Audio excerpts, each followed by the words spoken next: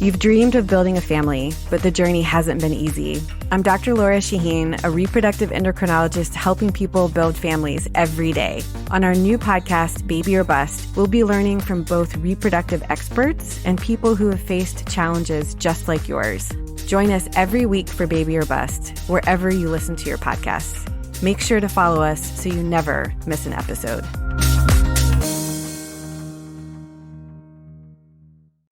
Disclaimer, this episode comes in two parts.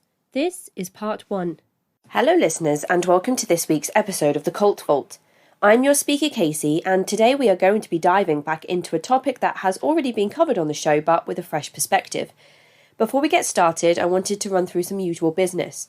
CrimeCon, partnered with CBS Reality, is UK's leading true crime event. If you are interested in true crime, whether that is through podcasts, journalism, forensics or documentaries, you are not going to want to miss this event.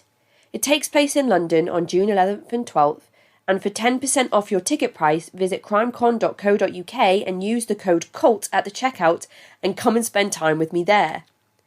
I have made some recent changes to my Patreon tiers. From as little as £1 a month, you can now access ad-free weekly content and a shout-out on the show. From £5 a month, you can access exclusive monthly deep dives on infamous cults such as the Manson family and the Anthill Kids, as well as a 15% discount on all merch and CrimeCon tickets. You can find me at patreon.com/thecultvault. Thank you so much to Emily for increasing your pledge this week. It's been a tough week for me, as some of you will know, and you patrons have done so much to keep me going, and I am as grateful for you and your continued support as ever. Last week, I had an incredible entry to the Ally Awards. Claudia has been nominated for her help and support of cancer survivors. After being diagnosed with anal cancer in 2004, Claudia beat her diagnosis and after treatment knew she needed to help others somehow. Since then, Claudia has launched the Anal Cancer Chat on Facebook, which now supports over 300 women of all ages in their journey through anal cancer. Nicola nominated Claudia for an Ally Award after she herself battled anal cancer and had Claudia's work as a huge support.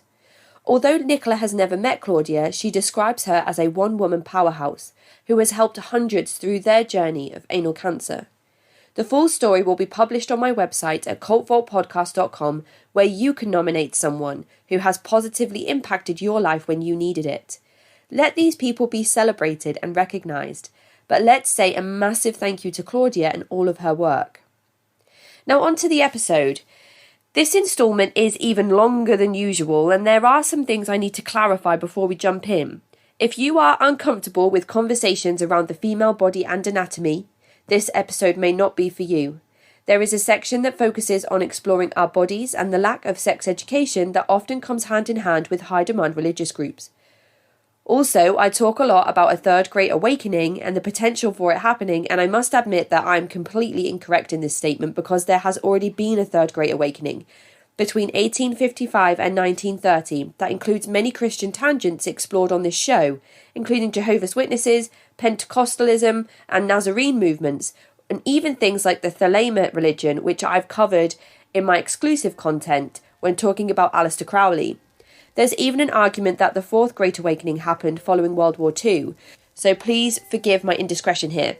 Also, there is a trigger warning for talk of suicidal ideation and suicide completion, so please do listen with discretion. Now here is Minerva to talk us through the history and her life in the Worldwide Church of God. So hello Minerva, and thank you for joining us on the show today. We are going to be looking at something that has been briefly covered on the show before, but hopefully you'll bring us a nice fresh perspective. So would you like to start by introducing yourself to the listeners? Oh, thank you. Hi, Casey. Yeah, thanks for having me on the show today. So today I'm going by the name of Minerva, and this is the first time that I'm speaking publicly about being in a cult for almost 20 years. I currently live on the East Coast of the United States, and I'm just here today to talk about my personal experience. And what is the name of the group that we are going to be looking at today? Oh, today we're going to be discussing the Worldwide Church of God. I'm a second generation cult survivor, meaning that I grew up in the Worldwide Church of God, and my parents joined as adults, so they're first generation. My parents joined the cult officially when I was a toddler, around the year 1974, 1975. And after listening to the radio broadcast and ordering the cult's free literature, they took the step to go all in, become members.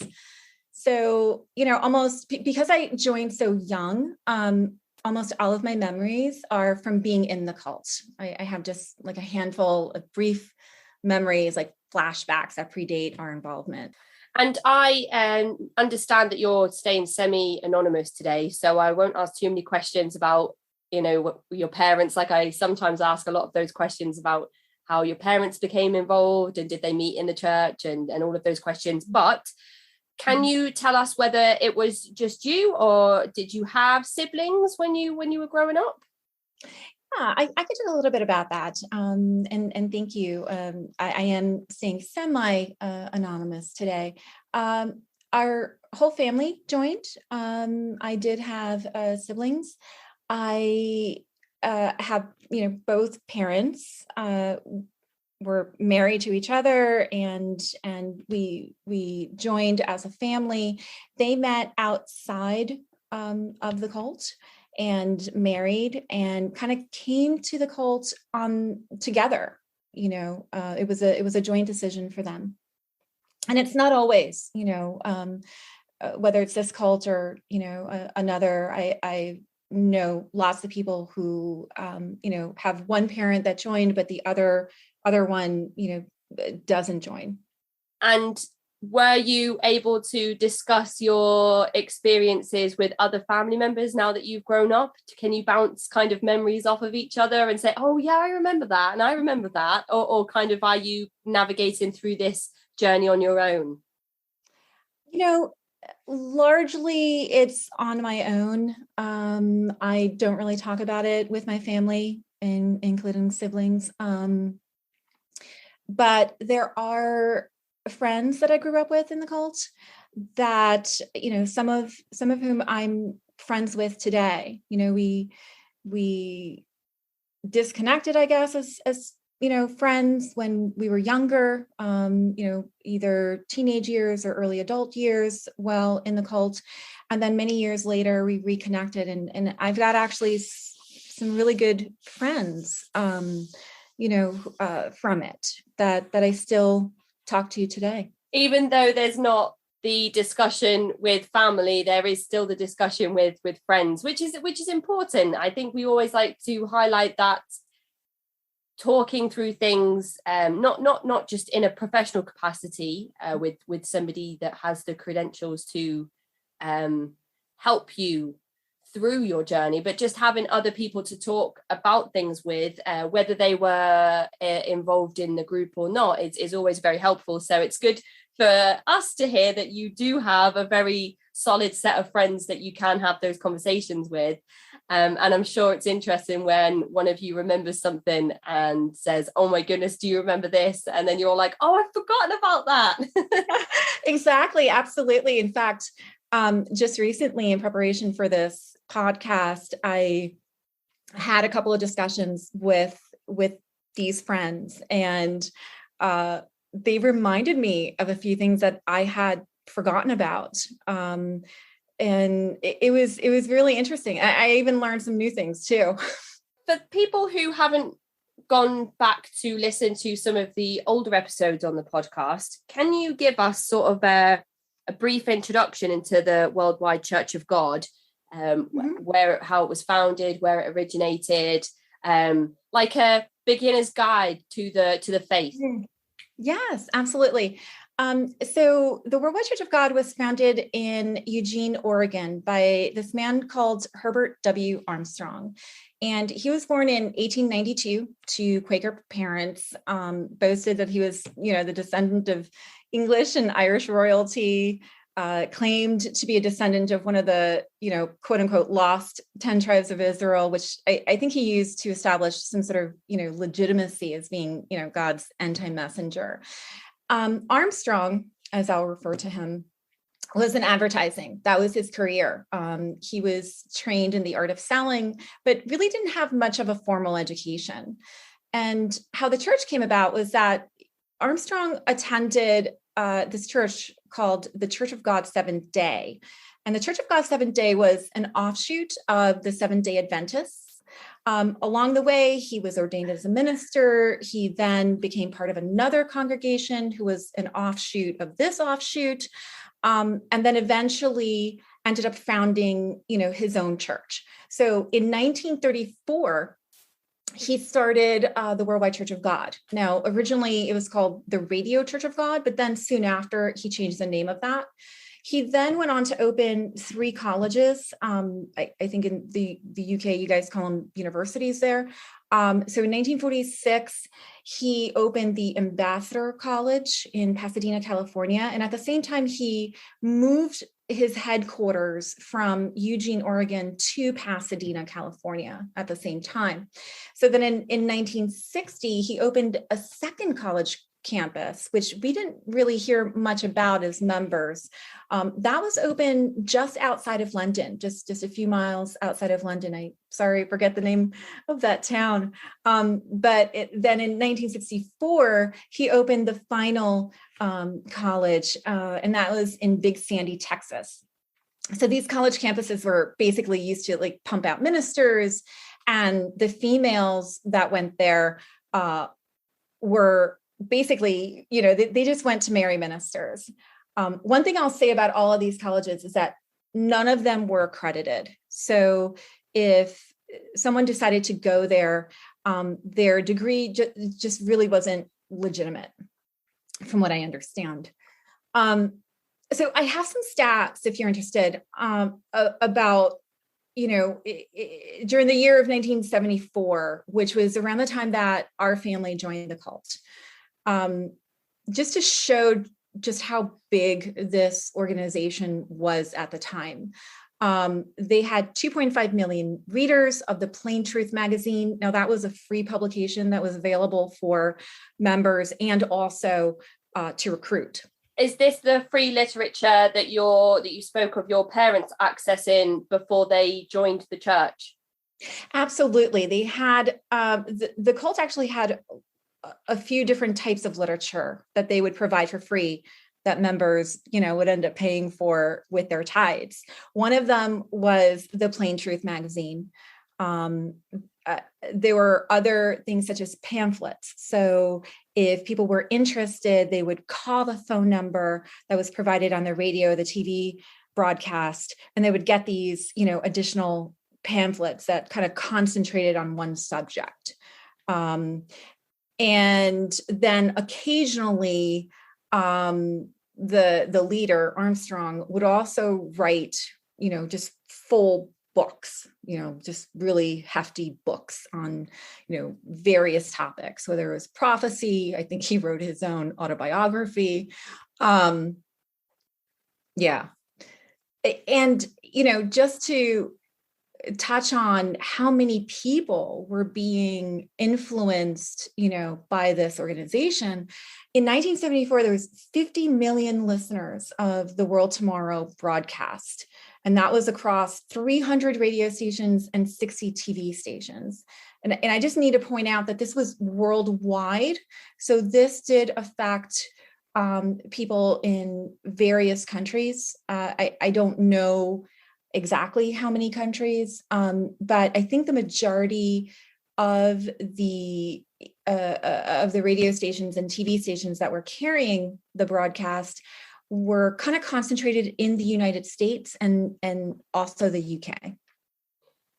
So Armstrong was kind of like a pioneer of the television evangelists that we see, or televangelists that we see today. Yes. From what I understand, I actually did end up reading a couple of memoirs over the years, and a couple of other books that kind of outlined this entire organization. But from what I understand, he was a pioneer of bringing some sort of religious message via TV form. So he predated if I'm, remembering this correctly, he predated all of these other, televangelists that we now see on TV, except that the quality of the broadcast was a little bit better than what you see in televangelists. Not necessarily the message, but I'm talking about, the structure of the program and the quality of the, the magazines and the pamphlets that were provided for free. And in terms of statistics around the 1970s, is there anything else that you can offer us to kind of highlight what the church was looking like around the time your family joined? Mm-hmm. Yeah. So in 1974, there was approximately 250 local congregations belonging to this cult, and this is around the world, but again, most of them were concentrated, in the U.S. It's also my understanding that at the height of cult membership, which I believe was in 1990, attendance in the cult reached approximately 135,000 people worldwide. Worldwide being not just the Western world, but all over. Absolutely. Again, I don't remember the exact countries that they reached out to, but they were very interested in obtaining members everywhere and anywhere. I know that there were, churches in Africa. I know that there were, churches in Europe, not just, in the UK. So was there the opportunity for missionaries to go over to these places to proselytize to communities that hadn't been reached by this point? Proselytizing is an interesting topic. I don't know that they specifically sent missionaries. What they did was basically concentrate all the proselytizing into the form of radio and television broadcasts and their free publications. Proselytizing was mainly the responsibility of the leader. That wasn't really something that even pastors and the ministers in the local churches would do. They just basically administered and made sure that the local churches were following the rules. How does the Worldwide Church of God identify itself? What is unique about this specific movement that separates it from other tangents of Christianity?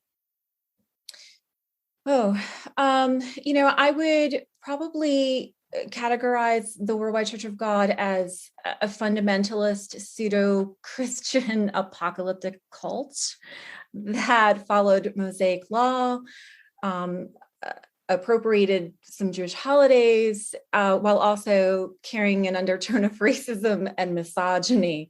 The cult's doctrine was basically a hodgepodge of principles that were stolen from the Jehovah's Witnesses, the Seventh-day Adventists, Judaism, and British Israelism. But Armstrong staunchly denied that he got any of these ideas from these other groups or ideologies, despite the fact that these particular doctrines, many of which, they were actually aligned with some of these other groups, and they predated Armstrong. Armstrong purported that, he was just never a part of these other groups. And technically that's true. Like with the Seventh-day Adventists, he technically wasn't with the Seventh-day Adventists, but he did grab a lot of his, theological leanings from an offshoot of Seventh-day Adventists, the Church of God Seventh-day. Well, yeah, this is my kind of next thing, which you've led me into so perfectly and so eloquently, and that is what I've talked about on the show before. Seventh-day Adventism as a faith is so interesting to look at, because it came from Millerism and the Millerite movement. So you've got William Miller, who the Second Great Awakening that happened in the, I think, 1900s. So you've got all of these Baptist churches, Presbyterian churches, and all of a sudden you've got Millerism, and then you've got Armstrongism, and you've got Ellen G. White saying, oh no, William Miller, I don't agree with you, and she's like hit on the head with a rock. And then there's Seventh-day Adventism, and then from that you've got this Seventh-day branch that you spoke of, and then you've got the Worldwide Church of God, and then to go even further than that, you've got the Philadelphia Church of God, which again is another tangent that is slightly different but also quite similar. So Seventh-day Adventism as a subject is absolutely fascinating to look at, and it was so interesting when you started out by kind of overviewing all of that for us and allowing us to see that it's a faith that's come from a faith that's come from a faith that's come from another faith-based group. All of them essentially, they have kind of these little earmarks that make them very similar to one another, but then one or two pieces of doctrine or scripture or interpretation that makes them different in their own right. But what is interesting about all of those things that you said in that previous kind of piece is that there are things in there like observing Sabbath, which I find again really interesting. It kind of doesn't really fit with some of the other things that we look at, like fundamentalist church doctrines and practices, and then you've got kind of Seventh-day Adventism observing Sabbath, and then these other tangents that have come off of the SDA church also kind of saying, oh, well, yeah, well, you know, well, we have some, you know, practices that are inspired by Judaism, but we're not linked to Judaism because we're our own thing. So yeah, just I think interesting to point that out, and for anybody that hasn't listened to any of the previous content that where we've gone over the SDA church or we've gone over Millerism, and now we've got Armstrongism, it's that I feel like we're kind of approaching maybe the third Great Awakening, and people keep saying it. I've heard Amanda Montel, when she came on the show, author of the book Cultish, she said that it's on its way. And then we had Jeffrey Wallace come on the show. He's like a physically and mentally out Jehovah's Witness who's written a book, and he came on the show to discuss his work, A Voice from the Inside, Notes from a Captive Organization. And he said that it's on its way. So maybe we're coming up to the third Great Awakening, and we'll see lots of people fight over what they believe is the correct way to interpret bits of scripture and lead their faith-based group.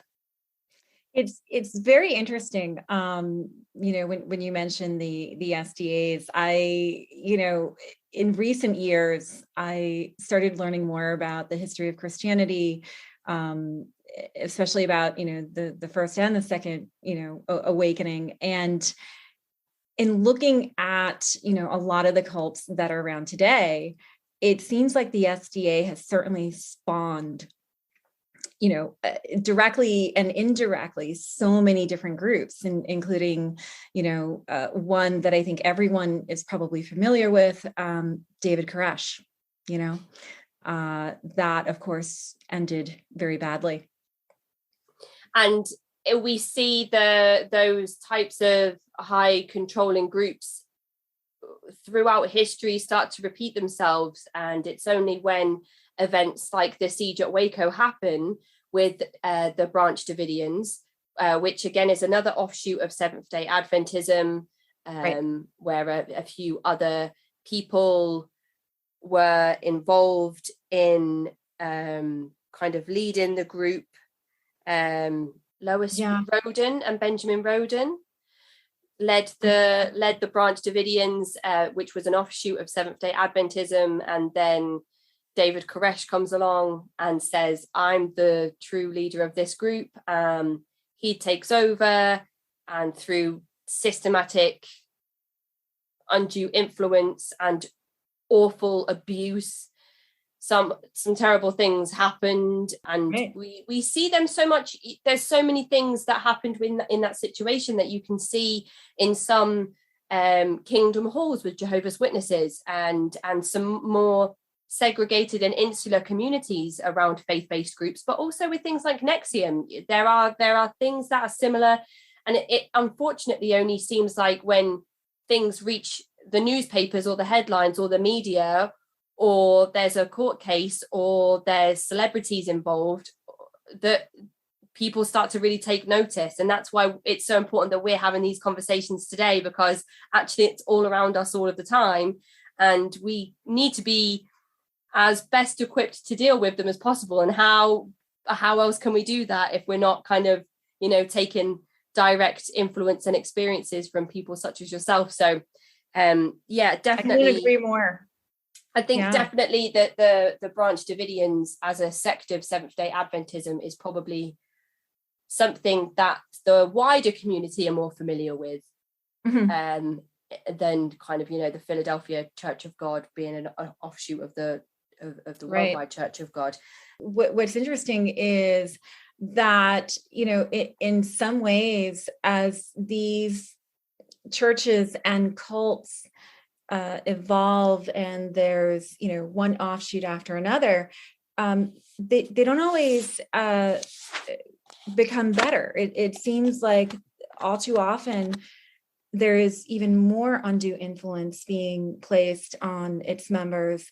And any one of these groups, including the Worldwide Church of God, could have ended very badly. I think that, under the right conditions, had Armstrong been younger or lived longer, it very well could have, also been catastrophic.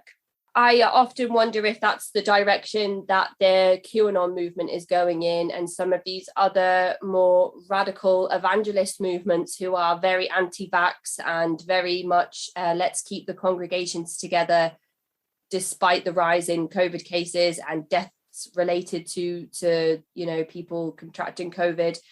And again, I wonder if that's leading us back to this third Great Awakening, where it all kind of seems to be lining up in the way that it did in the history books many years ago, even though it wasn't that long ago. And it is worrying to think about. It is how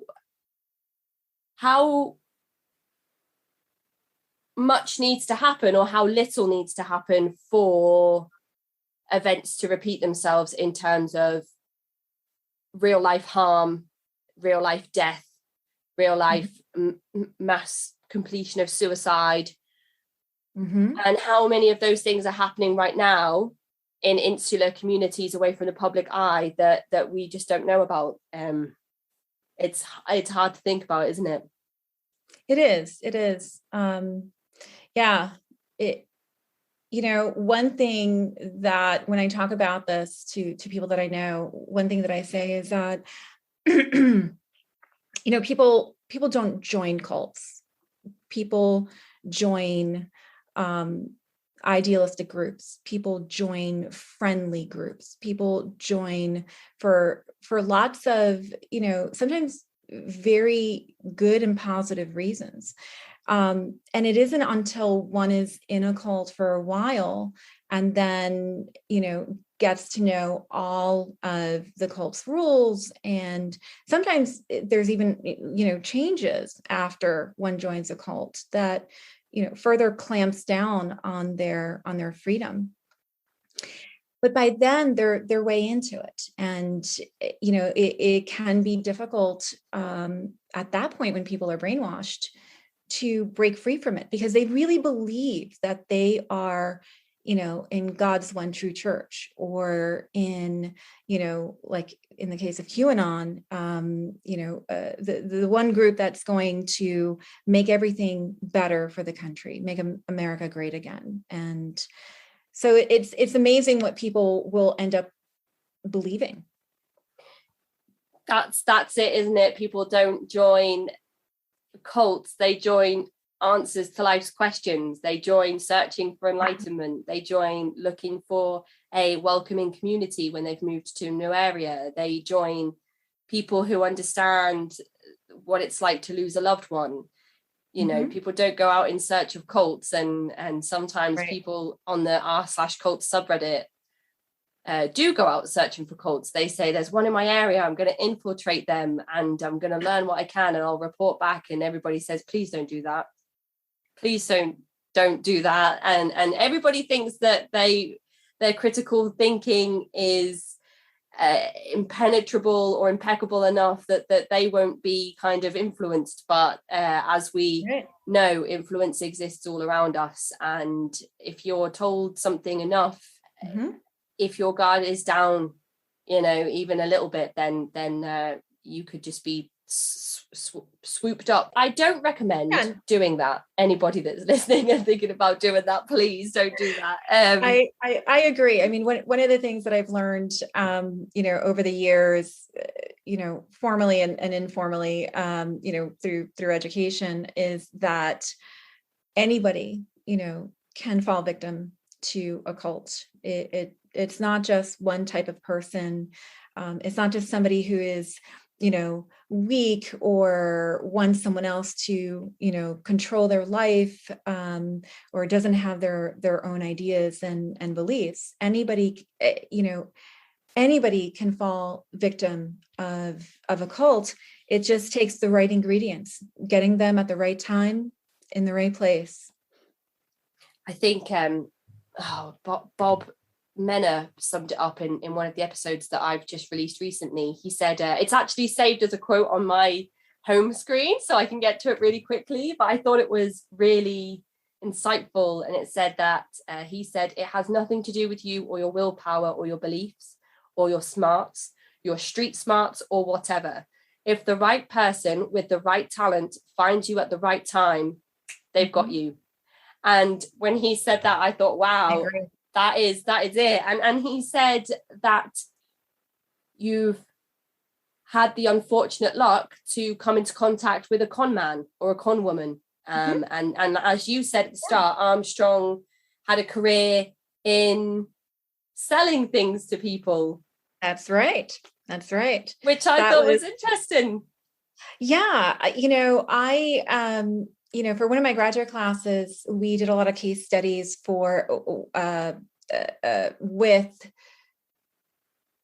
we did a lot of case studies that included a variety of different cults. And there just seemed to be certain themes that kept coming up with cult leaders. And one of them is, either some sort of creativity in their job description. They're actors and, Hollywood, wannabes. In fact, Herbert W. Armstrong's son was, if I recall correctly, he was a failed Hollywood wannabe. He wanted to make it in Hollywood and then didn't. And then when he had a riff with his father, Herbert W. Armstrong, he went off and started his own church. I believe that one was called Church of God International. So that's like a whole nother, cult that, stems from Worldwide Church of God. Church of God International. And interesting that you said about the trying to make it in Hollywood, because I've just done a huge segment, hours of work around Charles Manson, and I just can't seem to get away from Charles Manson at the moment. I've just done a huge research piece on Aleister Crowley, because I wanted to look at the Church of Satan and Anton LaVey, and you can't look at Anton LaVey without looking at Aleister Crowley, because a lot of the influences for the Church of Satan came from Aleister Crowley. So I've been looking at Aleister Crowley, who spent time in San Francisco, which is where Manson recruited some of the women that followed him, and where he dabbled in early psychedelics and the big counterculture movement. And then I was looking at the Church of Satan, which was founded, and the Black House existed in San Francisco. So everything's like connected. Yeah. And it's kind of Manson wanted to he was trying to make it big in music, I believe, and flipped out basically when he couldn't, and hence the murders. And when he didn't get his own way and felt like he was owed something, or his own sense of self and ego and importance needed to be directed somewhere, that energy and those efforts went towards the people that followed him so devoutly.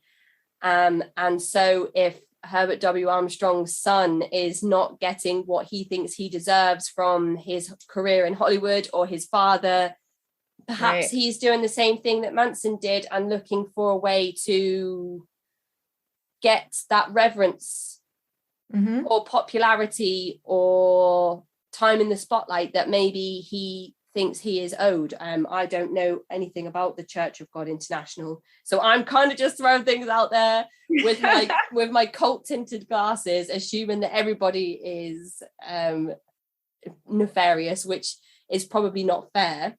But I might also be on the mark, so it's hard to say. Well, cult leaders are, notoriously narcissistic. There's a whole list of, traits that many of them, not all of them, but many of them, do have. And, a big one is narcissism. We see that play out, in a lot of cults. So how big would you say was your congregation when you were growing up? Did it change in size a lot? Did it remain the same? Is it one of these environments where people grew up there as children and still go today as grandparents? Without giving too much away, can you give us an idea of what your church looked like? Yeah, I probably should also say that the Worldwide Church of God no longer exists in the form that it once did. So there is, no one in that church currently, but for the children or grandchildren that wanted to, whether they were first generation, second, third, and they wanted to remain in that sort of, in that environment, with those doctrines, they ended up going to one of the various offshoots. And there are several, not just the Philadelphia Church of God. I believe there's also United Church of God. And, even before Worldwide ended, there's the Church of God International, and there are others. Officially, Worldwide Church of God operated under that name through the year 2009. And then it was changed to Grace Communal International. So what happened was that Armstrong died in 1986. I was still in high school. And then Armstrong's successor, Joseph DeKoch, took over. And after a couple of years, about 1988, 1989, he started making some doctrinal changes slowly at first, and then they really ramped up, if I'm not mistaken, like around the year 1994, 1995. But by the time that the church was renamed to Grace Communion International in 2009, the church itself would probably be more aptly categorized as an evangelical church that transformed its fringe Christian beliefs to kind of fall more in line with Orthodox Christianity. So there are all these, local congregations. Back to your question, while growing up, I attended probably about 4 or 5 different ones, depending on where we lived, because we lived in different states. And from what I recall, each congregation had about a few hundred people, give or take 100, whether it's, 150, 400, somewhere around there. It was enough to, to make friends, have a lot of, kids around and make friends, and enough for the parents really to, the adults, I would call them, to really kind of, find their group of friends and, and have different groups, within the church that they socialized with. And also enough to not feel like the entire faith is about to just kind of die out. Right, exactly. I think that, a congregation that is much smaller, 20 people, 15 people, what have you, would seem a little bit more cultish, probably, for somebody who was just walking in and didn't really know, anything, about that particular church. So it definitely seemed like it was vibrant, it was alive, it was growing. 400 people, that's a huge amount of people to have in one congregation. And on holy celebrations and holy days and church related activities, I'm sure that there were like yearly events where people got together and big pushes for tithe and whatnot. That it must not have felt that in the next sort of 10 to 15 years you'd all be looking for various offshoots of the Worldwide Church of God to go and join in place of this congregation with 400 plus people attending different events. Absolutely. One thing I missed saying before was that while our congregation had, give or take a few hundred people, we had a sister congregation that maybe was about an hour away. And the reason it was considered a sister congregation was because the same set of pastors, so a pastor and an assistant pastor, would were responsible for both of these churches. So I remember our sister congregation having, a little bit less than our church, in particular, our congregation.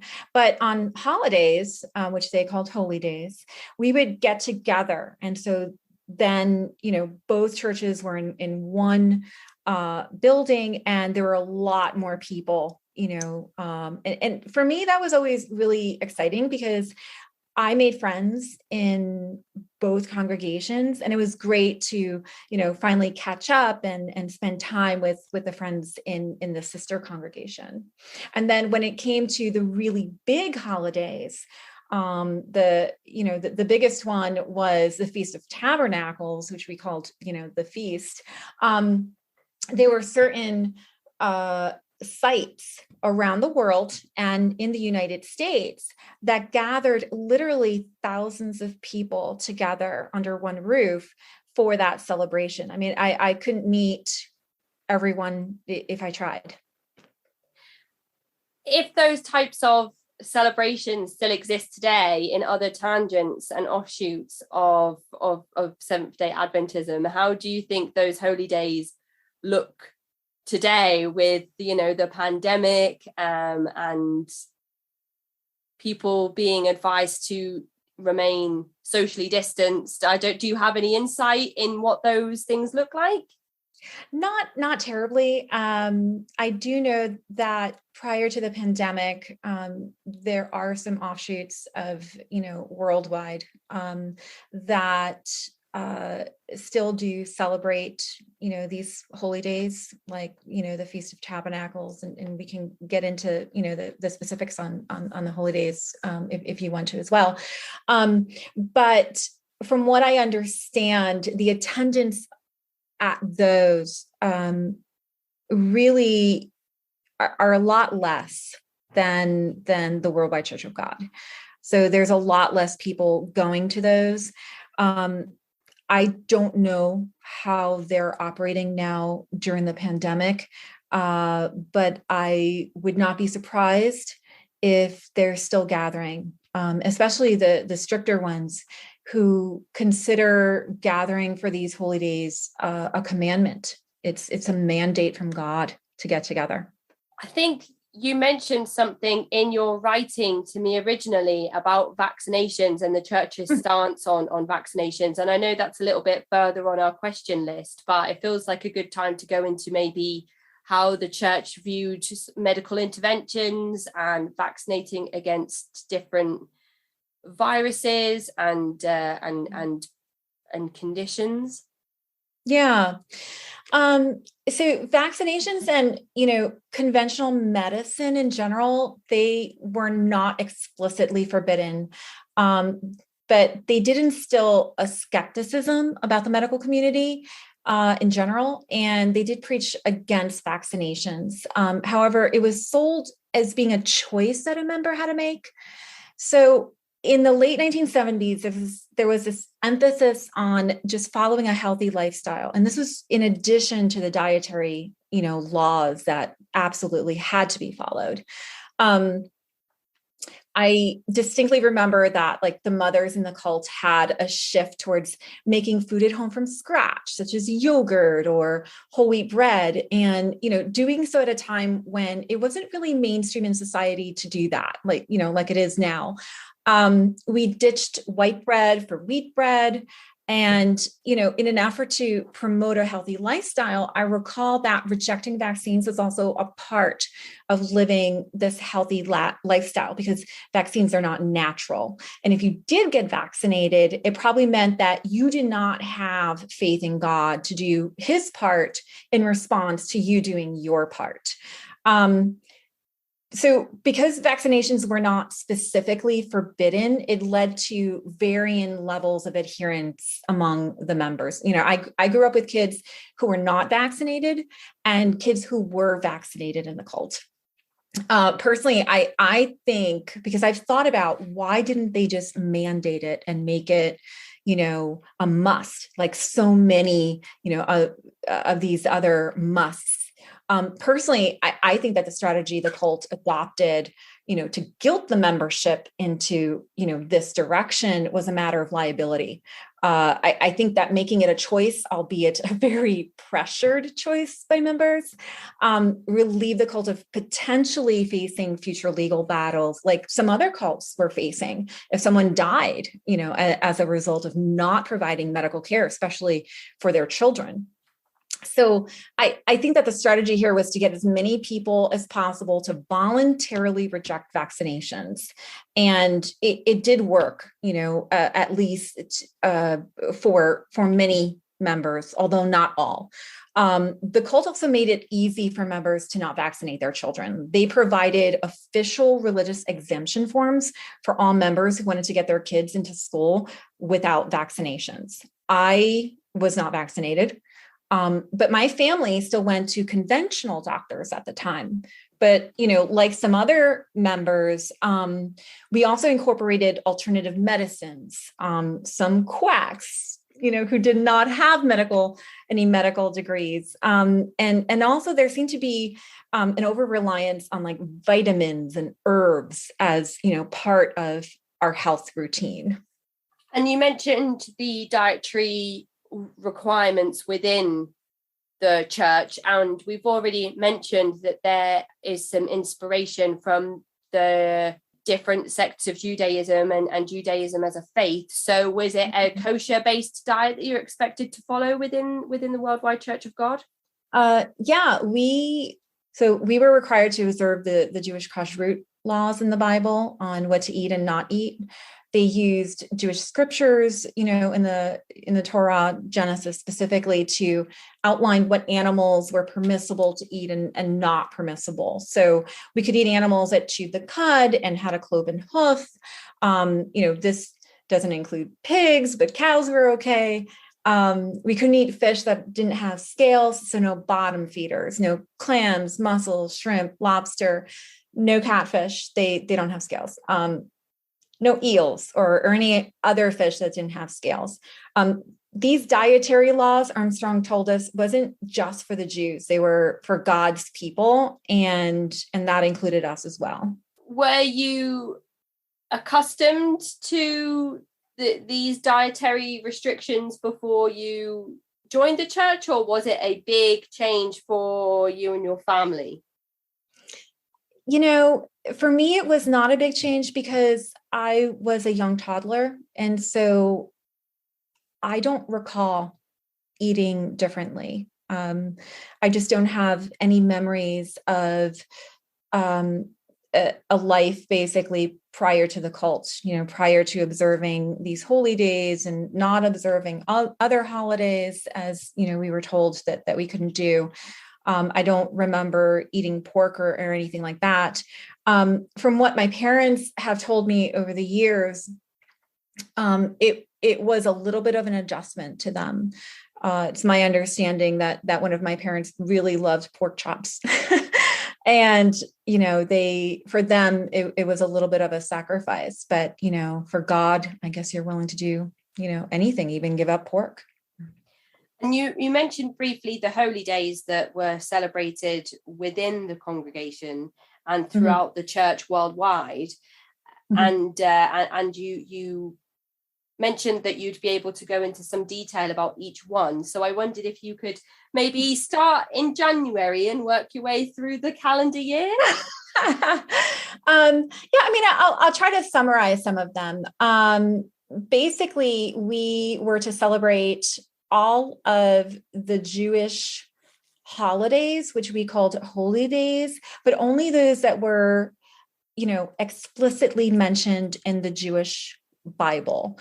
So Passover, Yom Kippur, Rosh Hashanah, Sukkot, but by their English name equivalents. So, it was the Day of Atonement, not Yom Kippur. It was the Feast of Trumpets, the Feast of Tabernacles, which I touched on, briefly before. We did not, however, celebrate anything that was not in the Jewish scriptures specifically. Like Hanukkah is not mentioned in the Jewish scriptures. That is, a Jewish holiday that came after those scriptures were written. So no Hanukkah, no Purim. Basically what Armstrong did was, he appropriated those Jewish holidays and kind of added a fundamentalist messianic meaning that he kind of layered over these days. So while we celebrated it, it wasn't in the way or with the same meaning that the Jewish people would celebrate these holidays. They also, they always pointed to some sort of messianic end of world, future world, the world tomorrow scenario. So definitely that messianic, undertone to each of them.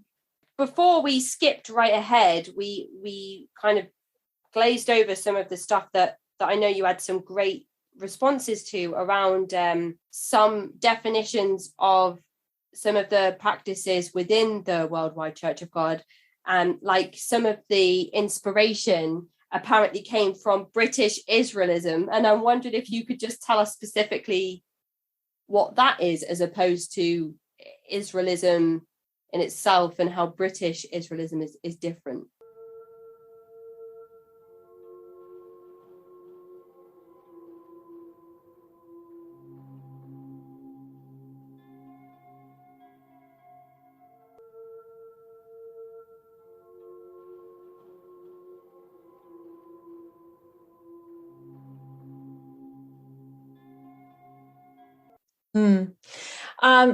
So let me try to do the best I can here and summarize.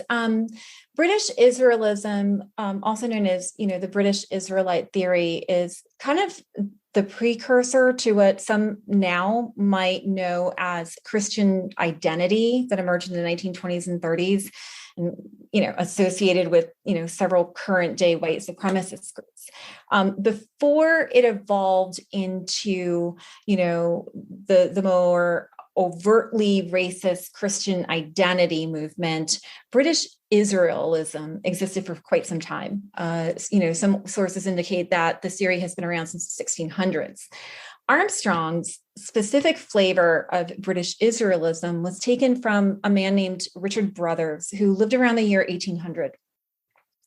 And British Israelism is the belief that the tribes of Israel, as mentioned in the Jewish Bible, are not all the ancestors of the Jews today.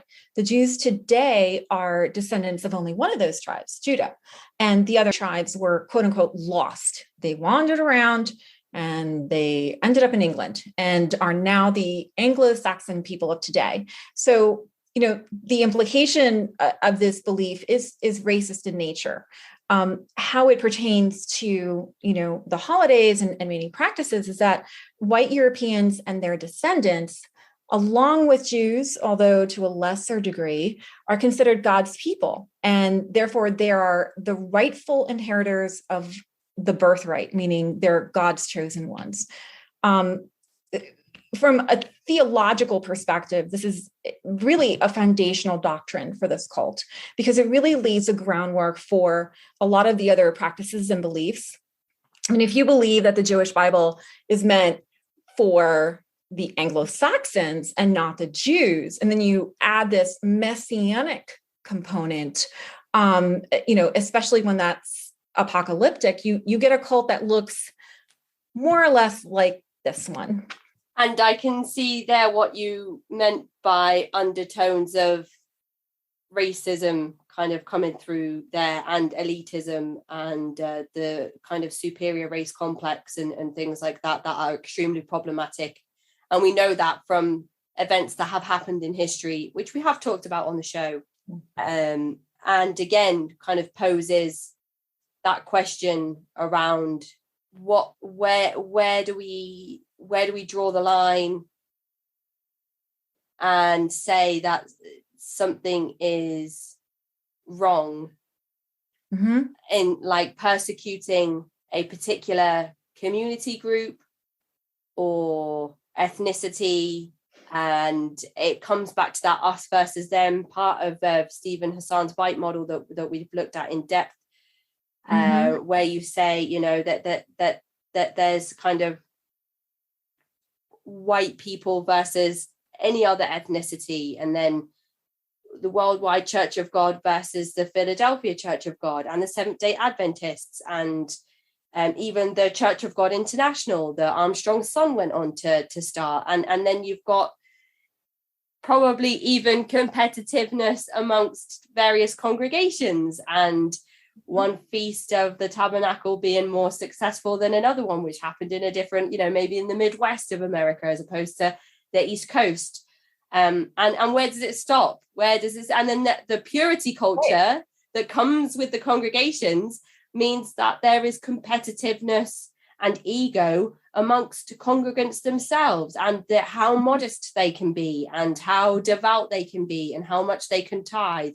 And even though we are encouraged to let go of competitiveness and ego, and we are supposed to be as modest on the outside as we are on the inside, all of those things are played on in a lot of these faith-based groups on account of creating an atmosphere that generates more tithing and generates more devoutness, and generates less contact with worldly people, in case it should impede on their spiritual relationship with God, and therefore make them less devout, and therefore make them less faithful than the other woman in the church or the other men in the church that they are kind of silently competing with. And maybe that's not the case with the Worldwide Church of God, but it's certainly a common thread that we have discussed at length in other faith-based groups, especially other Christian faith-based groups that have come through and been spoken about on the show. There's a social dynamic that I learned in grad school, actually not too long ago, that explains this very thing. And it exists in various types of groups, but you really see it, how it plays out in cults. And it's called social proof. And that, I think, is what you're describing. The cult itself has, its own rules and things that they must follow. But this competitiveness, this trying to one-up each other, this trying to figure out how to be the best, the best of God's little servants, this is explained by, social proof. And that's, this inertia that is created amongst, a group of people. When I did a case study with Heaven's Gate, it was very, it was very evident there. Yes, the group had certain rules, but then at some point it was the members of that group that were then initiating further, rules and steps to take in order to remain pure. It was the members one of the members, I believe, who, initiated the thought about getting castrated. That did not come from the top down, that came from the bottom up. So that's, that's a really important concept, social proof. And it was also seen with the Manson family, where some of Manson's followers approached him and said, why don't we reenact the Gary Hinman murder and make it look like it was something to do with the racial tensions in that part of America, and therefore, Bobby Beausoleil, who had actually murdered Gary Hinman, who had been arrested on suspicion of murder, would get released, and they could blame it all on the people of color, and they could start the race war themselves that Manson was convinced was going to come, which is kind of linking again back to this apocalyptic cult that you mentioned at the start of the episode. And so we do see Manson kind of like, okay, then I'll get on board with that. And then, with Marshall Applewhite, he's kind of like, yeah, do you know what? I'll get castrated as well. And then you're like, where has this come from? So that's a really interesting phenomenon that I think we should look at more. Social proofing. And I have a bad habit on this show of either not knowing what the name of the effect is called, which social proofing seems to be what it was that I was trying to describe, or explaining the same thing in 5 different ways until the guest that I'm speaking with says, I think you mean one very clean, concise sentence that summarizes my point. And that's exactly what you've done. So, and similarly to the dissertation that I wrote for my university course, where I talked about not social proofing, but self-policing, where prison systems in America specifically, there's been research done that shows that they are set up in such a way that segregates ethnicities and gangs, so that the Caucasian prisoners are worried about mixing with the people in the prison that are Mexican. And if the Caucasian people step into the Mexican territory, then there is potentially murder. And then there is the Asian community that separates itself from the Caucasian community and the Mexican community. And again, if they use each other's toilets or get caught in each other's showers, then because of the way that the community is set up within prison, that is grounds for a brutal attack or a shiv to actually end a person's life, from something as small as using a particular shower cubicle. And there was a documentary I watched, and I can't remember, this was about 10 years ago now, but it was almost like an indoor sports hall that had been set up to have like 8 sections. So 4 sections on one side of the hall, 4 sections on another, bunk beds in each of these 8 sections. And in each section lived a different community group. And they were completely segregated, self-segregated from one another. And they were so worried about what they were doing that they were watching each other rather than watching the guards, who were treating the population of inmates horribly. Very exploitative of their positions of power, making money off of backhanded deals and drugs that were going around the prison. And the inmates were so focused on each other and watching every step of each segregated community that they weren't thinking, hang on a minute, why are the guards getting away with this? Why are they doing that? And so the self-policing phenomenon means that the guards don't have to worry about the prisoners or riots or anything like that, because they're all busy watching each other instead of watching the guards. And I can see in some ways why that would be beneficial, because if a whole room full of inmates did decide to riot, I imagine that it would be difficult for a very small amount of staff members working in a prison to defend themselves.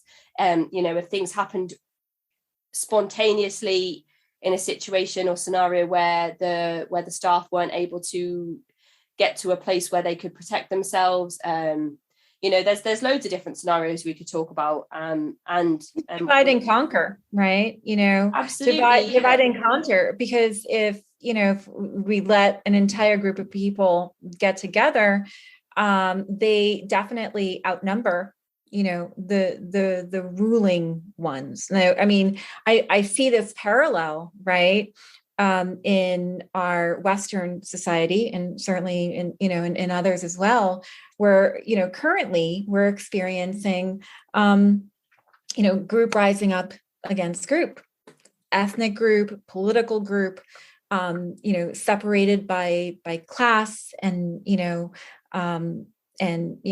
there's the advantaged and the ones who are not advantaged. We're so concerned, as a society, in choosing our own, choosing a side, that we're kind of letting, the Jeff Bezos and the Elon Musks of the world, send themselves to space and yet not do their part in society, pay all their taxes, or, what have you. So our own focus is not really on, our oppressors, it's on each other. Absolutely. People are so worried about anti-guns and pro-guns, and why I should be allowed to keep my guns, or why you shouldn't be allowed to have guns, and statistics around mass shootings, and then people that believe they didn't even happen, and reasons why the mass shootings are just conspiracies. And then there's people that will come up with statistics on how many home shootings a year are by accident, by children who find these loose firearms around the home.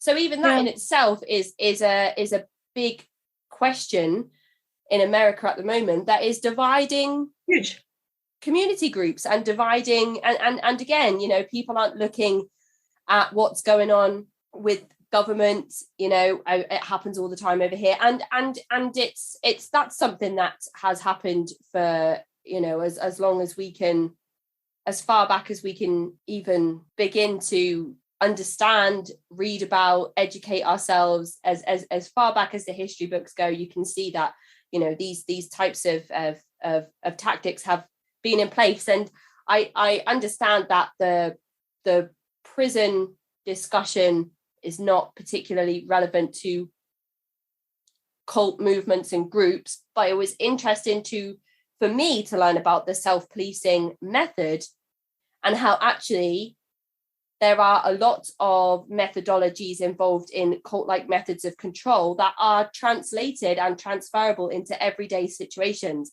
I know a prison situation is not an everyday situation, but there are things that we read about in relationships of emotional abuse, physical abuse, and relationships of people that were raised by narcissistic parenting.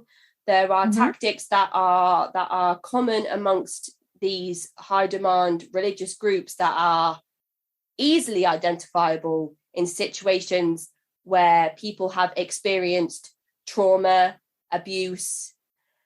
And I always like to draw on those parallels where we find them, because I feel like if somebody was to meet a girl and fall in love with them, and then she says, I grew up in a cult, and somebody says, how on earth am I supposed to ever relate to that, because I didn't even realize that cults existed, like air quotes, in the real world, not just on true crime documentaries that come on the Stars channel or however people consume their true crime documentaries.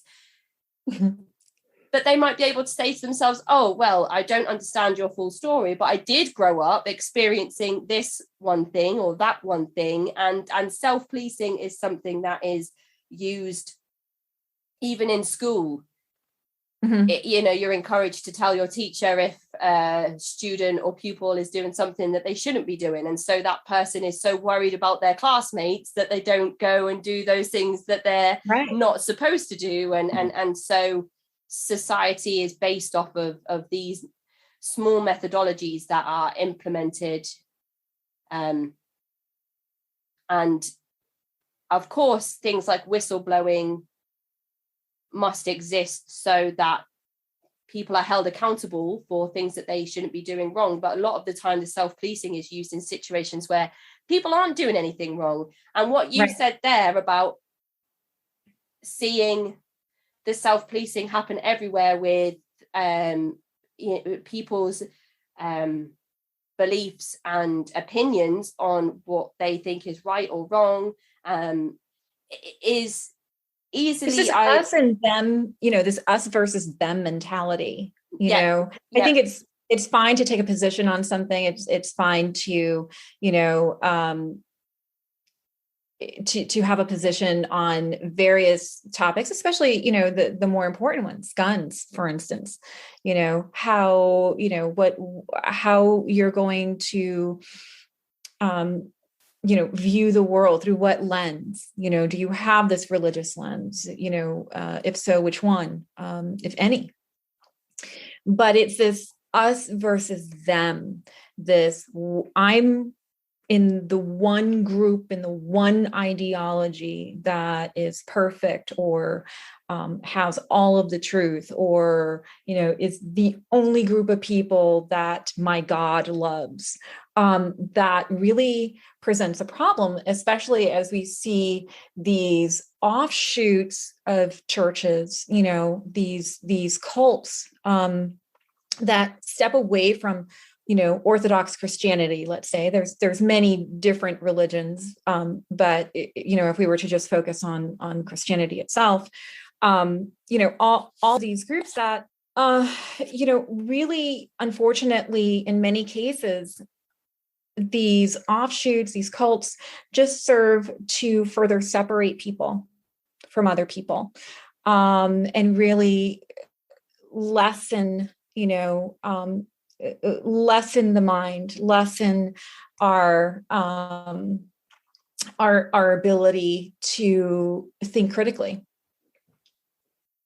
And there you have the social proofing and self-policing working hand in hand, so that leaders of congregations or religious groups don't need to do the groundwork anymore, because the congregants will do it for them by this point, if their aim is to create a mass of unquestioning, devout followers, which is often what comes from these very meticulous methods that are implemented in these high demand religious groups. And we're watching each other. We're helping out the cult. If you run into, a cult member, in the world, quote unquote, as we used to say, and, they had makeup on, we weren't allowed to wear makeup. So that was, hey, somebody needs to know that, you need to report that, because this person is being a hypocrite, and certainly, not one of God's children.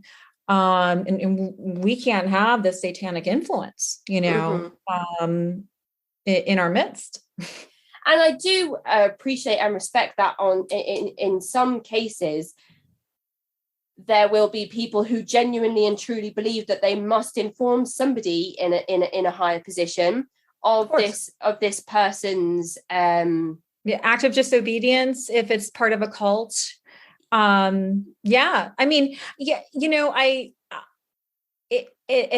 totally get it. In order to get, the cult to function well, you brainwash the members to do things like report on each other. But, at the same time, a lot of these rules are not, unethical. It's not, breaking the rules rather is not unethical. And perhaps it would be easier for people in certain cults to leave and kind of spread their wings and get to, realize their authentic selves if they were allowed to, break the rules. But then you don't have a cohesive, tight-knit, highly controlled cult. Absolutely. And I think you're exactly on the money there when you say, if people are allowed to recognize their individualism, then half of these conversations wouldn't happen. But of course, individuality is not something that you need to be a child of God, because to do God's work, there you just need to be a follower of God. There's no need for you to be an individual in a lot of these high demand religious groups, which is extremely unfortunate, because and again, back to Aleister Crowley, who basically just said, like, anything that makes us happy in life is considered a sin. So if I want to be close to God, I basically just have to live a life of unhappiness, which I'm not prepared to do. So I'm just going to do the opposite and become the most selfish person on earth. And I can see why some of these overzealous parents would drive their children to have those thoughts and feelings. But, if I was wearing makeup outside of church-related activities and someone kind of spotted me on the street and then decided that it was their spiritual duty to inform somebody, and then I was berated or however that looked in your particular congregation for wearing makeup, then that person may feel spiritually justified in their actions and may feel like they've actually done me and themselves a favor, because that now we're all closer to God through being purer and following the rules, which of course have been interpreted by man.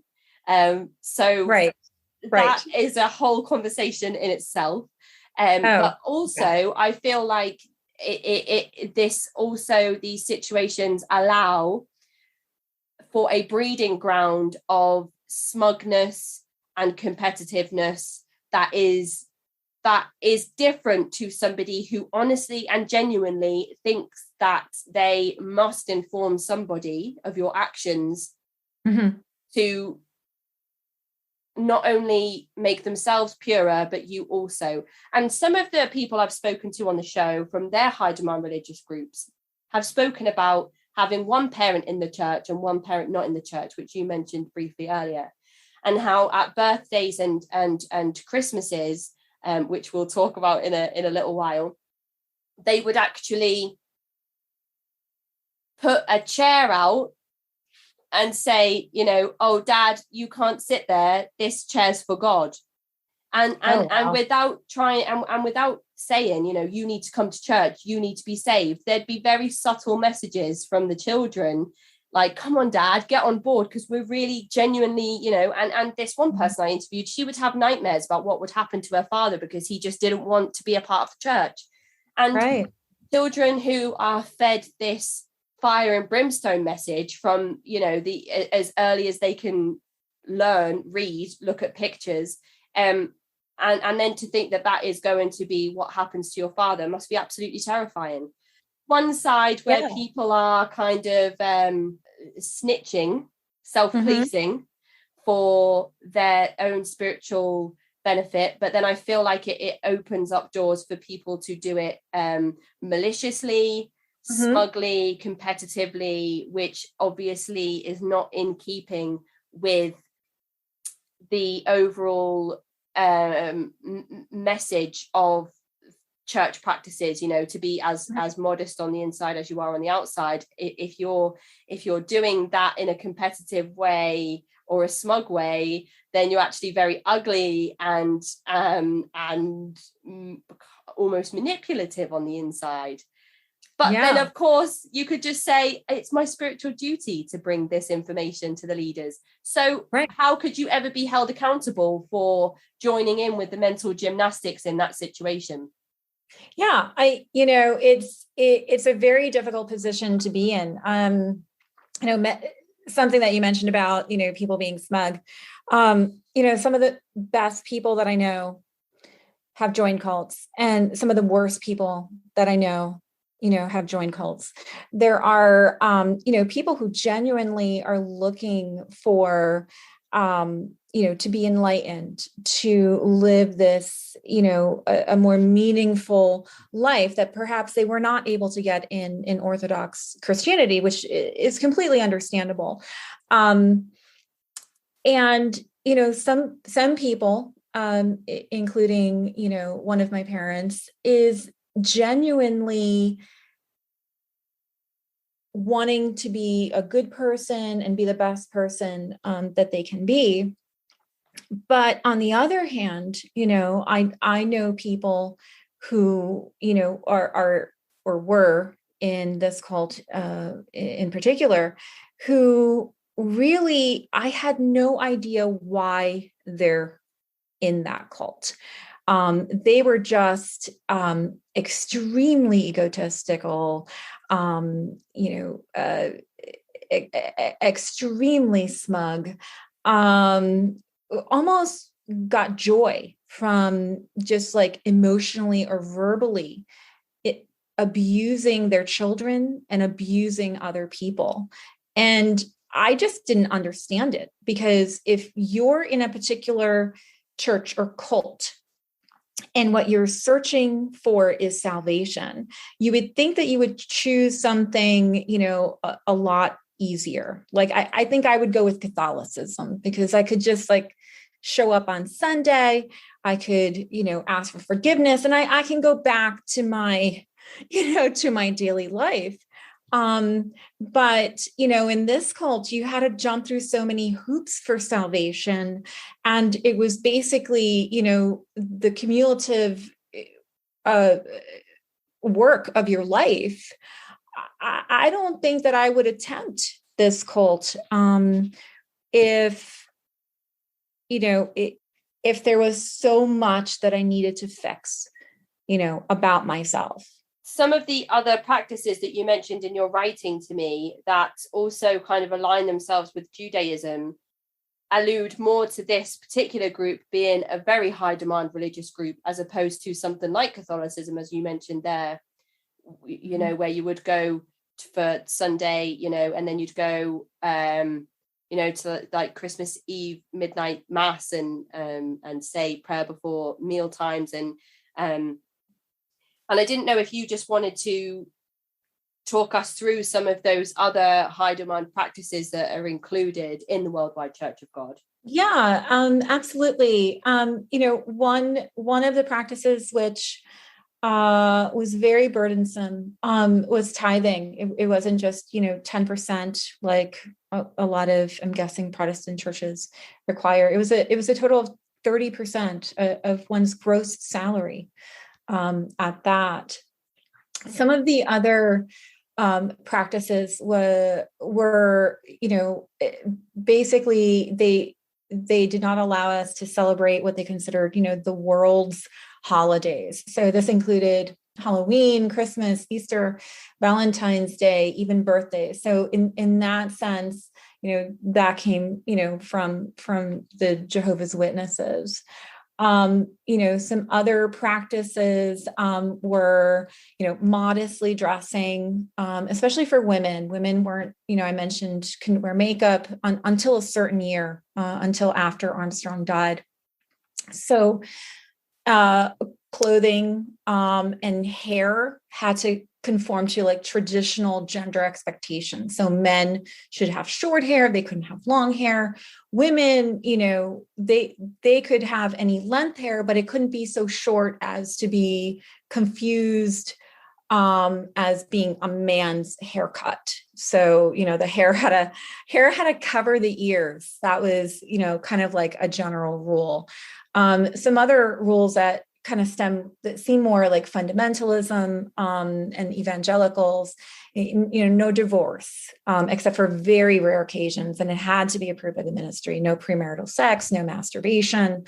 And then there were these other things like salvation and just various terms and ideas that, they used terms that Orthodox Christians use, such as, faith, baptism, repentance, sanctification, resurrection. But the definitions of those were very different from Orthodox Christianity, which is something that occurs in many cults. They use a terminology that is familiar, but they switch up the definitions.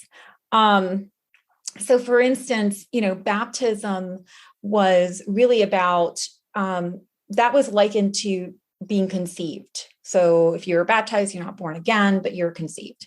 The final step, which is like resurrection in this whole salvation process, that was when your body, became spirit, and that was the definition of being born again,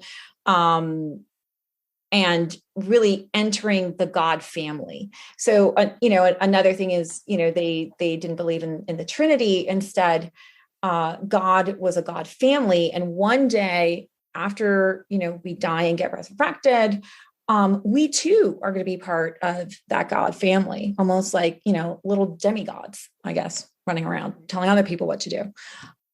Prior to being part of the cult, Armstrong, for many years, predicted end times, and that the end times is going to start in 1972, at latest 1975, but that the work of God through him was going to end at 72. And then at that point, there was going to be, the Great Tribulation that was going to, last 3.5 years and such. And he made all these predictions that the US was going to, suffer through natural disasters and droughts, and that basically the faithful in the US and in Britain were going to suffer martyrdom, get sent off to concentration camps. Obviously, none of this happened in 1972, 1975. So, we joined this cult kind of like on the heels of that. And my recollection is that, the end time, the apocalypse, that was imminent. Like that could happen any day. But they stopped using specific dates. And I think that really helped with their membership, shooting up from there. I do remember reading back on several movements where there have been doomsday prophecies, and when they haven't come to light, there have been excuses about using the human calendar instead of the astrological calendar, or the Mayan calendar, or we are moving faster than the biblical calendar, so we're actually like 50 years behind, and all these strange reasonings, and often that is where we have seen branches of these movements be implemented, where people have said, okay, well, you clearly don't know what you're talking about, so I'm going to take some followers and create my own group. But then sometimes it strengthened the message, which is hard for me to understand, because a lot of people would sell their houses, their cars, leave their jobs, and leave themselves with nothing, because they thought that they were going to be ascending, to a higher place, through the actual real occurrence of the end of the world. And I can't imagine how that must feel for a person to go through that, selling all of their earthly goods, worldly goods, leaving their job, selling their home, especially if there's a family to support, to then realize, a few days after the prophesied date that it's not happening. Right. And I'm sure that occurred in the Worldwide Church of God, but I don't know any stories of that. And because my parents joined kind of on the heels of that, we personally did not go through that. But there was this idea that sort of thing was going to happen in the future. And we certainly had to, be prepared for that. Armstrong chose, there's a couple of things I would say about that.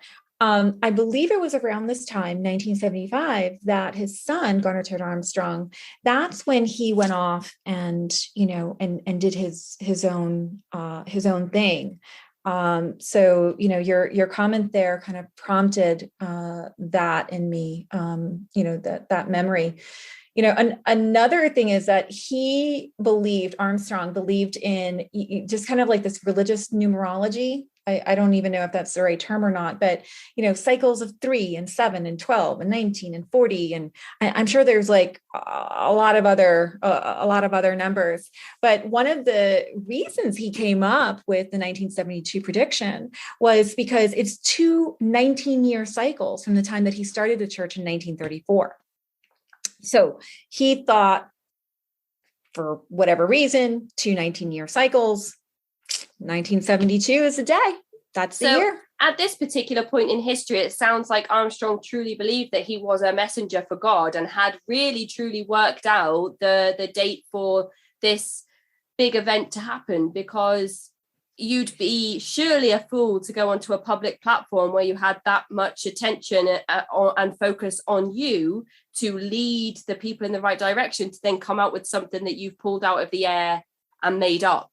Surely he must have truly believed that at the time. Otherwise, he knew he'd be left with sort of egg on his face when nothing happened. Again, I'm speculating because I have not read enough about Armstrong and never met him in person to ask him. And I don't think he would ever reveal the truth, even if anybody did have the opportunity to have that conversation. But that is a phenomenon that happens actually with cult leaders. And for the life of me, I can't remember the name of this, aspect in psychology. But there, some of them who go into, the cult business or the church business, as I like to say, they may start off as being, con artists, and then they end up believing their own lies. And it's this, I don't know, it to me, it's mental illness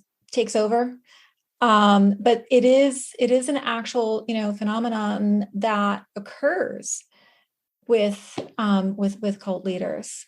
I think, again, just to kind of, just because I've been reading so much about it, and it's so easy to go back to, it happened again with Manson, who felt as if through his stories and the way that everybody else has spoken about him, he kind of sounded like he was making it up as he goes along. Originally, through all the time that he spent in the prison system and learning about how to pimp women, it started off like a business for him and a way for him to make money. It was to lure vulnerable women in and basically have sexual relations with them himself, but also use them as a way to make himself more money. But as time went on and he formed these ideas, and then the use of psychedelics and hallucinogens came in, and then at some point when the Beatles' White Album was released, he listened to it and genuinely believed that the Beatles were telling him that he was the fifth Beatle, and they were sending subliminal messages through their music, through their words and references to strange things. And Manson would make these wild connections and truly believe that the Beatles were trying to send him messages all the way over in America through their music, through the White Album, which again is such a strange notion, but alludes to what you just said there about the phenomenon that happens with cult leaders who say something and then eventually come to believe it themselves, even if at the start of it they didn't really believe what they were saying. They were just trying to sell themselves.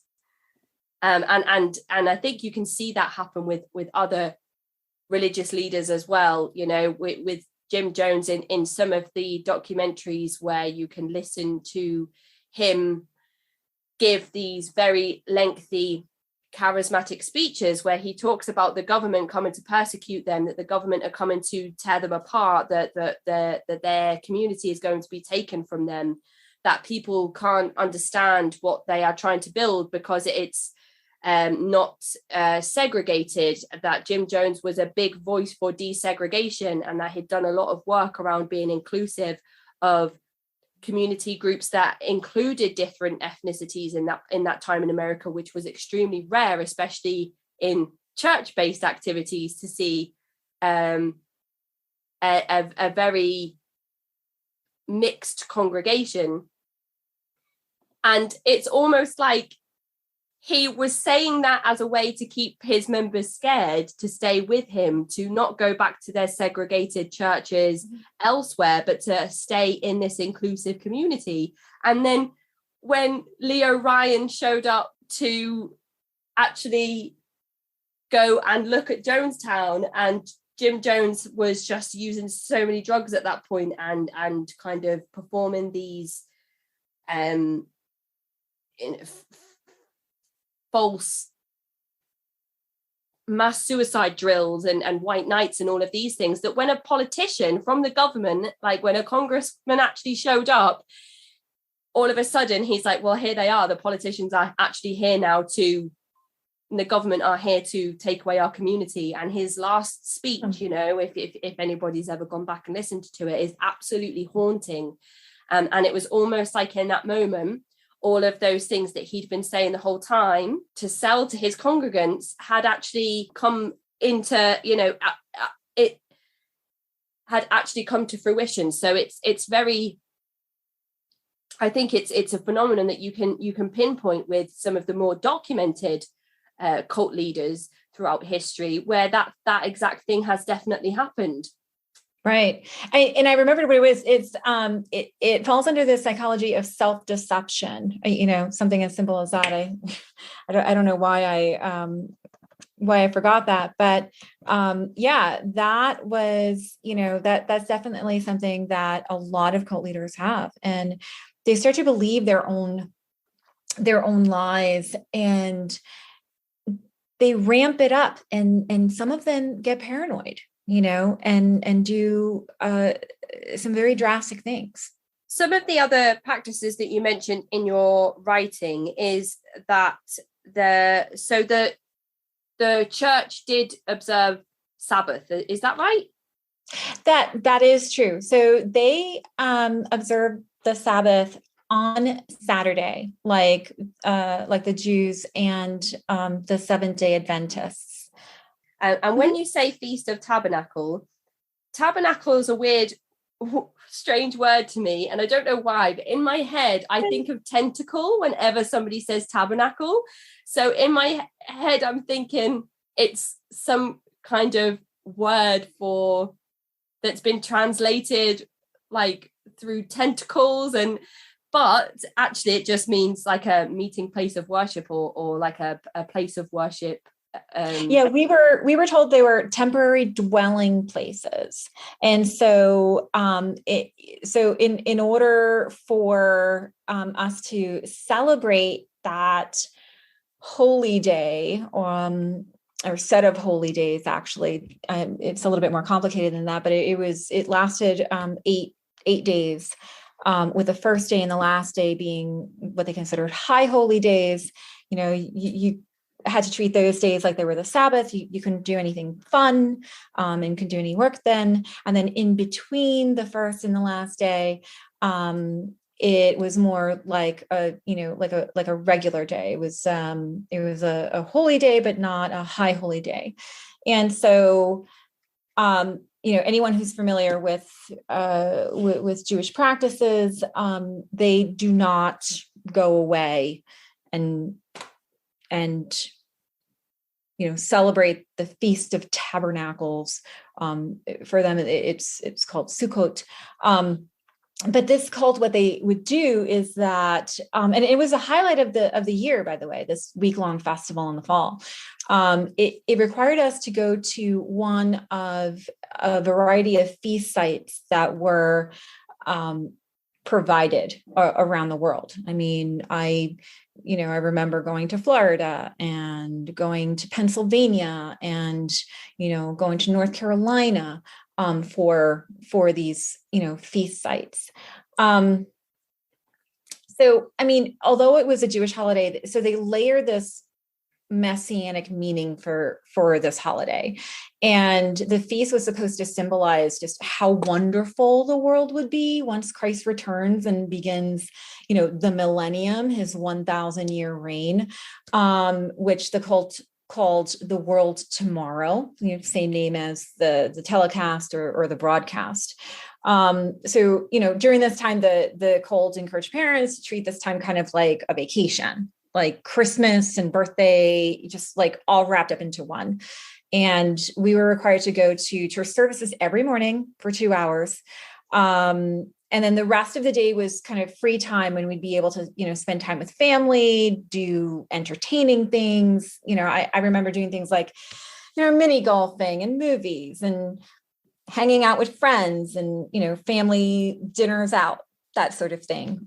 Things that you couldn't afford on a daily basis throughout the year. And the idea was, this is how wonderful life will be after Jesus returns. It's not going to be like the daily grind that you're having to live, in right now.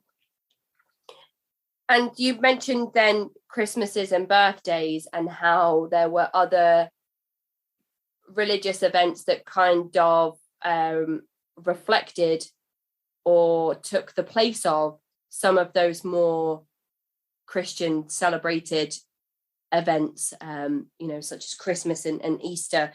So Christmas and birthdays for you didn't look like it might for the typical person living in America? Absolutely not. We were not, not only did we not celebrate Christmas, at all, but to go one step further, we weren't even allowed to accept gifts that other people would give us, like my non-cult family. If they were to give us gifts on Christmas, my parents would return that. We did not accept Christmas gifts. We did not accept birthday gifts.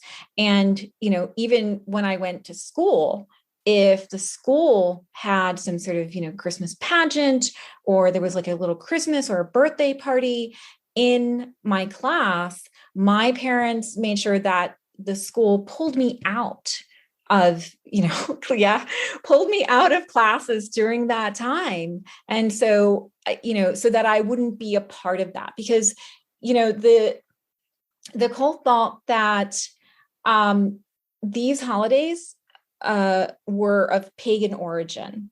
And, they wanted to separate themselves from anything that was pagan. They thought that, the world was run by Satan. Satan had control of all of these systems, governments, holidays, and we were to live in the world, quote unquote, in the world, but we weren't to be a part of the world. And that meant abstaining from all of these things. So there's so much that I think is important to discuss in what you said. First of all, the lack of celebration around birthdays goes back to not allowing us that individualism that we spoke about before. I think we should all have a right to be celebrated on our birthdays. I think we should all have people around us that are thankful for our existence, and that one day a year is the 364 days since that you've gone around the sun, and you're still here, and people should celebrate the fact that you exist. So again, I completely agree. I completely agree. But that was part of, like you said, removing the individualism, because it's not about you. So they always try to de-emphasize you and celebrating you. It's all about God and what God mandates and what God expects, and nothing is about you. So even though you'd grown up knowing that it's not a thing that happens, celebrating your birth in the way that it might happen for some of your peers in school, did you understand that, or were you resentful of the fact that you didn't have a birthday? Because you joined the church so young, you probably didn't have memories of having a birthday before then. You talked about having non-cult family members. So, did you ever witness other family members celebrating their birthdays and wonder why you didn't have that for yourself? Or did you kind of just go, well, I don't know what it's like to celebrate a birthday, so I'm not really that bothered? Yeah, a little bit of all of it. For the most part, I joined so young that I didn't I didn't have anything taken away from me, in my opinion, because I don't remember those first few birthdays. I do have some photos of it. But I don't remember those things. I thought, personally, I did resent not receiving gifts because I mean, what kid doesn't want to get gifts? Well, what kid doesn't want to, get toys? For me, it wasn't really so much about, celebrating me as a kid and celebrating that I'm alive. But I would say that I did miss not having those gifts. And the other thing that, that I recall is just being resentful and, almost embarrassed because my friends would then ask me when I went back to school, after Christmas break, what'd you get for Christmas? And I lied.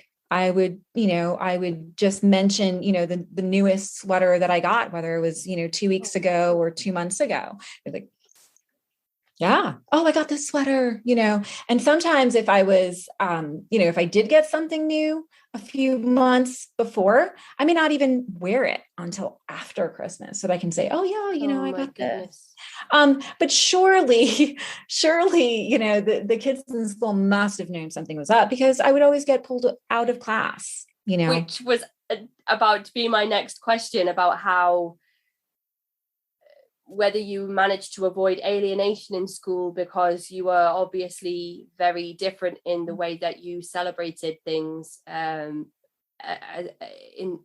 opposed to your peer group who were putting on, like the Christmas nativity or, and I know that a lot of communities in the parts of the world that we grew up in are very multi-faith based now. So when my children reach the age where they go to school, there may be a number of different religions that are practiced in the peer groups. But learning about different periods of fasting for different religious groups will probably be quite a typical thing for my children to grow up around. But I still feel like it would be strange for somebody in their class to actually be pulled out, and how do you, or do you even think to try and do it discreetly? Or do you just go in and say, Minerva, you're not taking part in this, so can you come and do something else in and away from everybody else? It was more challenging in elementary and middle school, because so much in those schools are about, these pageants and these little parties and, the parents sending their kids. I remember if it was your birthday, the parents would send their child to school with 30 cupcakes for their entire class. So that was a little bit more difficult to navigate. I always made friends with the quirky people. And, but when I was in middle school, it was just me and the Jehovah's Witness kid, we hung out and we understood, at least, even though we had differences in our religion and we had different days that we would go, to church, we understood what it was like to get pulled out of stuff. So I always made friends with the Jehovah's Witness kids. In high school, it was a little bit easier because you don't have the same amount of, pageants and, kids showing up with cupcakes. So in high school, I don't really recall getting pulled out of a lot of things. And, if there was a Christmas event or something for the entire school, frankly, I never told my parents that, oh yeah, this is coming up. So they didn't really have the opportunity to pull me out of those high school events from what I can remember. The Jehovah's Witness aspect is interesting, because I was going to mention when you said there, about birthdays and Christmases, I feel it's very much the same for Jehovah's Witnesses. So it's insightful that you were able to create that bond with somebody who was aligned with a faith-based group that you probably would have been steered away from had your parents known that you were interacting with somebody from that particular church. But also they are encouraged to be in the world but not a part of it. So did you have the experience that Jehovah's Witnesses would have, where everybody stands up to do the Pledge of Allegiance and they remain sitting down because they just don't take part? That's a little interesting. Well, first of all, it was kind of easy to be friends with Jehovah's Witnesses because it was just me and that other kid hanging out in the hall, or me and that other kid in the office. So you kind of knew. I'm like, well, you don't go to my church because I know you. So why are you here? So that part was easy. As far as, making friends, but, when it came to the Pledge of Allegiance, I don't recall my parents telling me that I couldn't be a part of that. I don't recall the cult telling us that we couldn't do that. I don't know why. I don't know if that was just, something that just wasn't thought of. If the ministers or Armstrong didn't realize that this was occurring in school, or if they just thought, we're putting enough on these kids. Let that one go. Or whether Armstrong thought that maybe keeping church and state separated is not the way forward. Maybe he had an idea around, politics and the church working together, whereas the stance of the Jehovah's Witnesses is obviously very strong around their beliefs on voting and keeping church and state separate. But there are some similarities though with Worldwide Church of God and Jehovah's Witnesses in that in that area, and that is that because we were in the world but we weren't supposed to be part of it, or of it rather, and Satan's running the world. He's running the political systems, the governments. We were not allowed to vote, be separate from the world. We were not allowed to serve on a jury. Judge not lest you be judged. We were not to voluntarily participate in the military, so we couldn't join the military. And so one of the things that the cult strongly encouraged the men, I say men, 18-year-old boys, was that at least here in the United States, a male of 18 years of age must register for the draft. And so that's the law. And so the cult said, don't break the law, go register. But they strongly encourage those individuals to enter a statement of conscientious objector in the event that the U.S. was to enter war, which, we did in the year, after 9/11. However, I was not a part of the cult at that time, and I don't know what their stance was at that time. Which we alluded to, or which we spoke about in a previous episode recently around the film Hacksaw Ridge with the Seventh-day Adventist conscientious objector Desmond Doss, who was a pacifist and wouldn't bear arms. And there's this very moving film where he saves a lot of people by pulling them off of the battlefield discreetly in enemy territory, and saves like a whole bunch of lives. And it's based on true events, and it's a extremely moving film. And then we had a very lengthy discussion around whether you would do that or not, whether you were Seventh-day Adventist or atheist or however you aligned with your faith. Would you still try and save those people whether you were religiously inclined, or was it because of his conscientious objector status that he didn't bear arms and was in a position to save all of those lives? So we had a nice kind of moral discussion around how we thought that would play out, whether he was religious or not. But again, comes back to, more links to the Seventh-day Adventists and the cult actually did have a stance on that. They,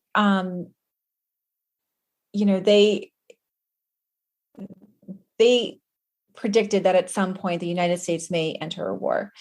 But if they did, and those who registered for the draft, put in conscientious objector, the hope would be that if they were to be called up for the draft and forced, to join the military, which did not occur after 9/11, it was all, voluntary.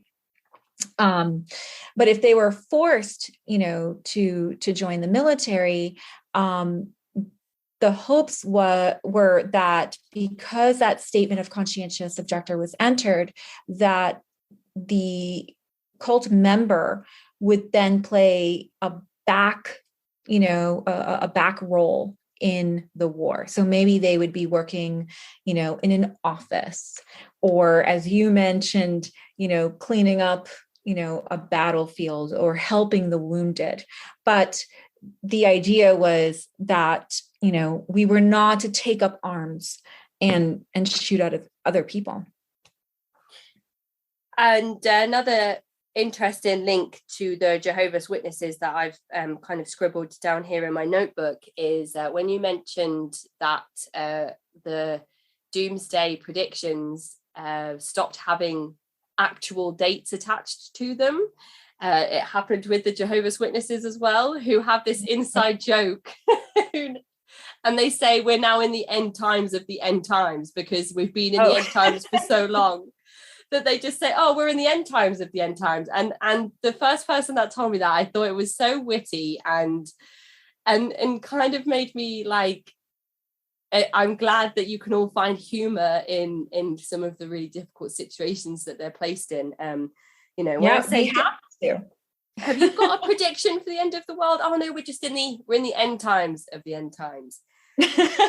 And there's the r/XJW subreddit, which is so wholesome because it is full of pictures of people who are getting their first tattoos and celebrating their first birthdays and putting up their first Christmas trees, and going to watch a run through of Harry Potter. They're going to have a Harry Potter marathon, and they are they're going out to buy vinyl records from a music shop and just things that they're experiencing for the first time.